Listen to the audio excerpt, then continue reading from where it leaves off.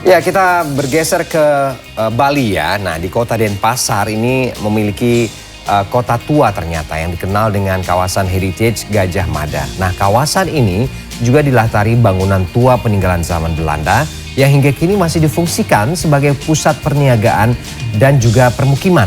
Nah, kawasan heritage Gajah Mada ini juga dikenal dengan sebutan Kampung Pecinan. Jejak sejarah zaman kolonial dan juga perpaduan budaya Tionghoa bisa dengan mudah ditemukan di kawasan tersebut. Berikut liputannya dalam segmen Sudut Kota berikut ini.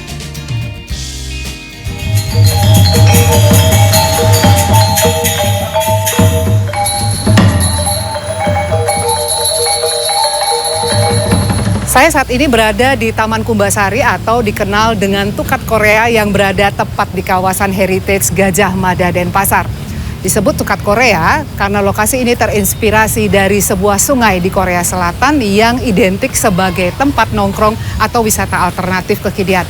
Tapi jangan salah, keberadaan Tukat Korea ini dengan dua pasar tradisional di dua sisinya menjadi bagian sejarah kawasan Gajah Mada Denpasar yang dikenal sebagai kawasan akulturasi budaya Cina, Belanda, dan Bali. Dalam Sudut Kota kali ini saya akan mengajak Anda menyusuri kawasan Gajah Mada Denpasar dengan cerita-cerita di balik akulturasi budaya dan kondisinya saat ini.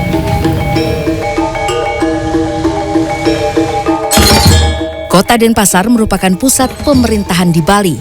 Sejak zaman kerajaan hingga masa kolonial, keberadaannya juga dikenal sebagai pusat perniagaan dengan terjadinya akulturasi budaya Tionghoa dan Bali. Jejak peradaban, sejarah, dan akulturasi budaya terekam dari bentuk bangunan, ornamen, dan keberagaman etnis yang hidup berdampingan di kawasan ini. Sebuah prasasti bertuliskan kawasan heritage Jalan Gajah Mada atau warisan kota budaya pun tampak saat memasuki kawasan Gajah Mada Denpasar. Gajah Mada itu udah ada sejak pasca puputan Badung. Pasca puputan Badung, dulu kan namanya ada Pecinan, ada namanya Arab nih Kampung Arab, itu Jalan Sulawesi nih Nah, itu satu komplek apa nih Ada Jalan Gajah Mada ini disebut memang dibangun sebagai pertokoan seperti itu.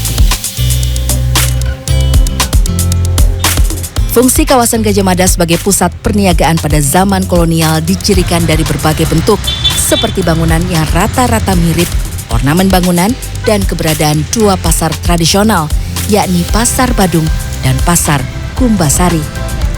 Beberapa bangunan di sepanjang kawasan Gajah Mada pun pada umumnya difungsikan sebagai ruko dan tempat tinggal.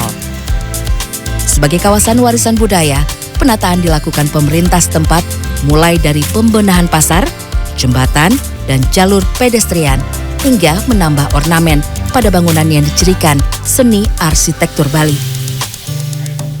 Bapak kan dulu juga dari kecil udah di daerah sini, Pak. Ya. Apa yang membedakan di sini dulu sampai dengan saat ini, penataannya atau bangunannya seperti apa, Pak? Menurut saya bangun ini sangat sudah patut dipertahankan. Karena zaman dulu kan nggak ada tempat untuk istirahat, untuk jalan. Sekarang udah ditata oleh wali kota, jadi tempat jalan, jadi enak untuk anak-anak muda untuk nangkring di sini, Bu. Sama pasar juga dibenerin sama wali kotanya. Semualah ini kan sebagai di mana ibu bisa beli macam-macam gift di sini. Ya, Kumbasari dan barang-barang ini sangat ada hubungan.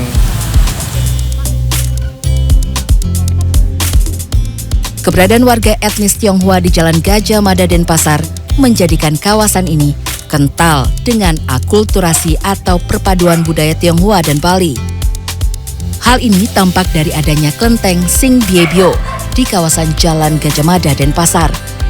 Didirikan oleh warga keturunan etnis Tionghoa, kelenteng ini pun telah didatangi banyak warga dari berbagai kota yang hendak beribadah termasuk umat Hindu Bali.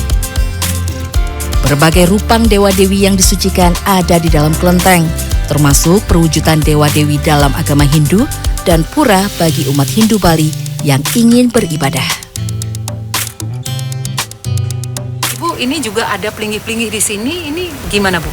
Oh, Sama dengan di Konco? jadi inilah menunjukkan kita akulturasi ya. Jadi sehingga di sini juga ada pelingi-pelingi umat Hindu bisa di sini dia sembahyang berbakti di sini sesuai dengan dia punya keyakinan.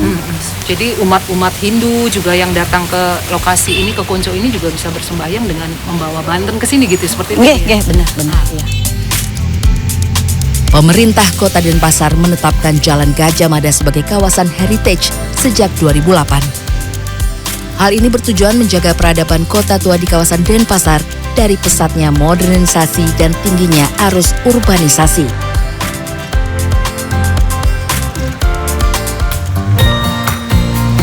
Setelah menyusuri kawasan sejarah Gajah Mada dan melewati padatnya kendaraan di kawasan ini, saya pun memilih duduk serta menikmati secangkir kopi avocado di kedai kopi milik warga keturunan Tionghoa yang telah berdiri sejak 30 tahun silam.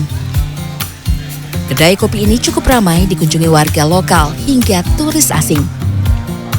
Saya berada di salah satu tempat usaha yang menjadi saksi sejarah keberadaan warga Tionghoa di Jalan Gajah Mada Denpasar. Ini adalah usaha toko kopi Bhinneka Jaya yang sudah ada sejak 30 tahun silam dan masih bertahan hingga kini.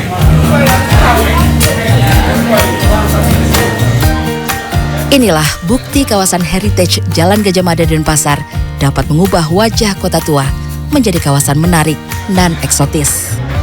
Ayu Ngurah Dewi, Kartika Widowati, Denpasar, Bali.